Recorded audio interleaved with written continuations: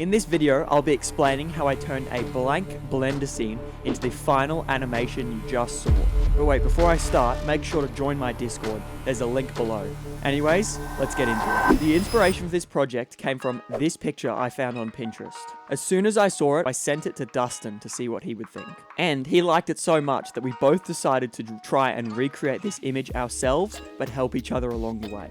It was super fun to just hang out on a call with Dustin and make stuff in Blender, so make sure to check out his final animation and the video he made about it on his channel, linked below as well. So as usual, I just hopped into Blender and started with the basic shapes. Now this step is so important. You can make or break your project at this point, and you and I both know that if you can get your blockout done and it's looking good, getting the motivation to finish the rest of your scene will be a lot easier than if your blockout just sucks. So my only tip for this state is just keep it simple, and that's what I did. I was adding in cubes for the table, adding in the plane for the window. Then of course I started adding more details. I extruded the glass out. I start naming materials and applying them to objects. I added that cabinet in. Okay, so with the blockout done, I got straight into texturing because yet again, I knew that texturing would be the most important part of this scene. So starting with the glass, I just used the method that I always use, which is mix texturing. Just taking one image and then another and using a mix node to multiply them in together if they're both black and white images, and then you can get a result that looks like this. Then you end up plugging that into the roughness, and that's what I did for the glass. If you want a full tutorial on that, my last video is all about that and a full breakdown, so make sure you go watch that after this one. And then I used the same technique on the table and just starting to lay the foundations of a texture. So with some basic textures down, it was looking okay. I didn't want to spend hours and hours texturing yet. I wanted to see how the rest of the scene looked. So I decided to add in the background. So for the background, I just added in some images as planes, duplicated that in the background, and then for the tiles and stuff, that was just some more texturing with the mix texturing method. Then the train, which I did add in later, but I may as well cover it now, is just a free Sketchfab model. It's actually pretty low poly, but with the motion blur and how quick it's going, it doesn't really need to be fancy at all. Just animate it in, that's all it is. So yeah, that was the background. So with my scene looking decent and rendered view,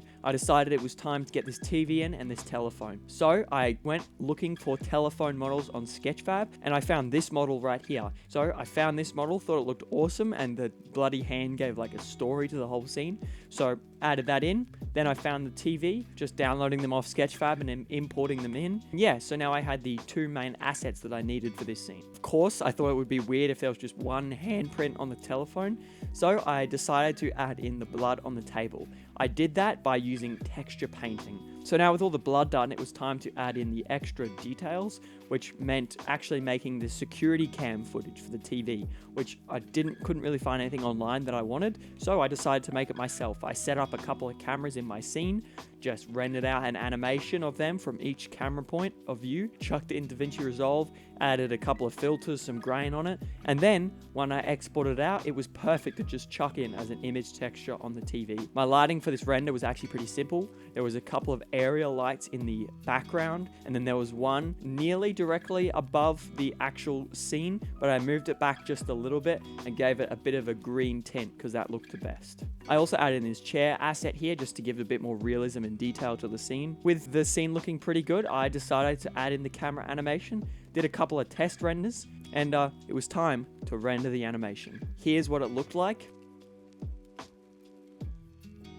As you can see, it actually looks pretty bland and boring, and that's because, of course, we need to do some post-processing. So I just chucked that bad boy right into After Effects and actually just copied across my layers that I used for my short film Nowhere. But yeah, I just copied that across, changed a couple of settings, and it was looking pretty good. I mean, all it needed was some grain, some contrast, some saturation, and it just looked incredible. So make sure you do post-processing for your renders as well. So with it looking good out of After Effects, I exported it into DaVinci Resolve just to add those extra sounds and music to add that atmosphere to the scene and really make sure it was creepy. And so yeah, here's the final animation again.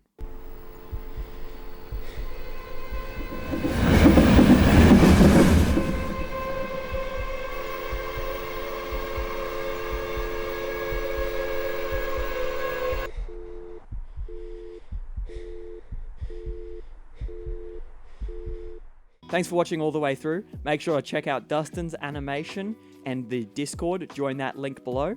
And if you want to see more videos of me breaking down how I made animations in Blender, click on this video right here. Anyways, keep going with Blender. You got this.